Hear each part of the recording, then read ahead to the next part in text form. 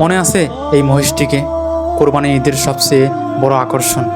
খামারি যার নাম দিয়েছিল ডোনাল্ড ট্রাম্প, অনেকদিন আগেও যার এক নজর দেখা পাওয়ার জন্য হাজারো মানুষ ভিড় জমাতো, আজ তার কপালে জুটেছে কেবলই এক অবহেলা।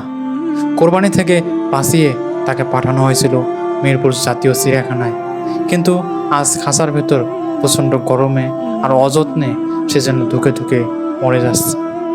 যে মানুষেরা একদিন তার সাথে সেলফি তোলার জন্য পাগল ছিল, আজ সেখানে নীরবতার শূন্যতা। মানুষের অবহেলায় আজ একটি কাকেই হয়তো তার শেষ মুহূর্তের সঙ্গী।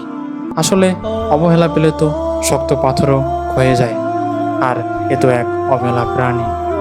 ভাইরাল নাম দিয়ে খাঁচায় বন্দি করে রাখাই কি তার নিয়তি ছিল? আমাদের এই অকার্যকর ভালোবাসার চেয়ে হয়তো কোরবানির পশুর গৌরবময় বিদায়টাই তার জন্য অনেক ভালো ছিল। কমেন্টে বলে যাবেন কি করা উচিত ছিল।